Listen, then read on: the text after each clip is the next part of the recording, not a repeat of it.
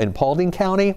Even though the weather is going to be moving out of there soon, folks may not be able to sleep because they are dealing with some damage. Melissa Nord is there right now. Melissa has been on top of everything that we've been watching tonight. She punched through the strongest part of the storm over in West Georgia, and now she's been tracking down a lot of the damage there. Melissa, I know that you've been really busy, even getting a sheriff to give you an escort to get into some of these areas. Is that right?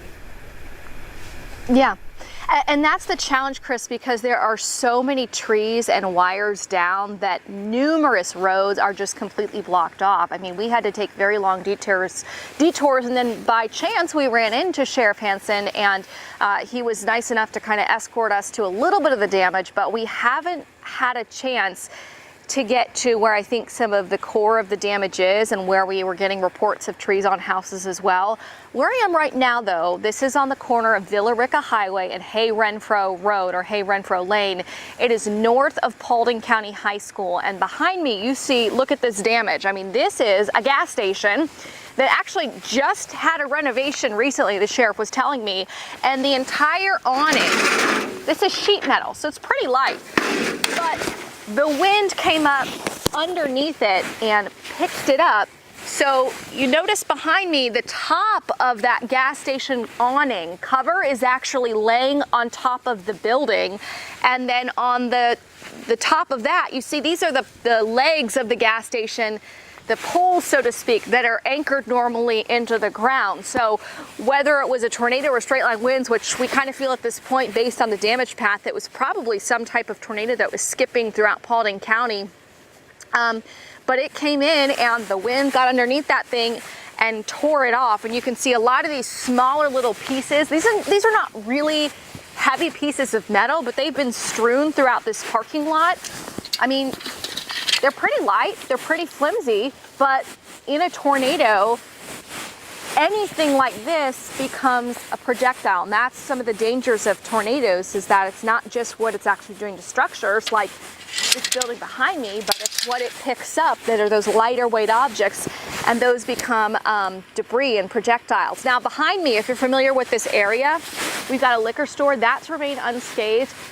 The building over here, so the main hub where the gas station is, it doesn't appear that it sustained any structural damage, but behind where we're standing right now, as you travel further north along Villa Rica Highway, there's a big billboard, and it's kind of going to be hard to see because we don't have the right lighting, but it was, you know, you see billboards, they have signs up like this. It's now like that. So strong winds from a suspected tornado here. And this gas station awning flipped over sideways. If we were to keep driving north along Villa Rica Highway, Sheriff tells me there are 6 massive trees that are across the road. They pulled down all these power lines, and they're so big that they're going to have to get special equipment to be able to get those taken away and open the road back up, which is probably going to take until the morning. Earlier, we were about a half a mile northeast of here when I was interviewing him live on our 11 Alive Plus stream, and behind us there were tons of trees that were uprooted, but there have also been some trees that are snapped. What I'm noticing around us though, Chris, is that we don't see all the trees touched by tree damage. So in straight line wind events, it's normally a little bit more widespread, but here it really is. It's kind of hit or miss, areas that got damage or didn't get damage.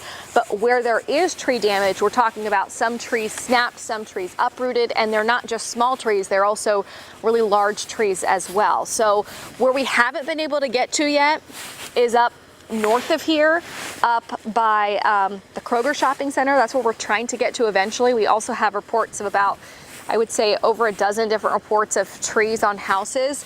There was one injury reported. Sheriff checked on that. It's actually a scratch, a really minor scratch, so not a serious injury. But you never know when there's a tornado warning what it's actually going to do. You just have to be, you know, hope for the best. And we're hearing there's worse damage. We're trying to get to it, but as of now, no serious injuries that we've heard of, no fatalities that we've heard of, and those are always two really good things to be thankful for. I'll put it that way when you deal with severe weather threats like this, Chris.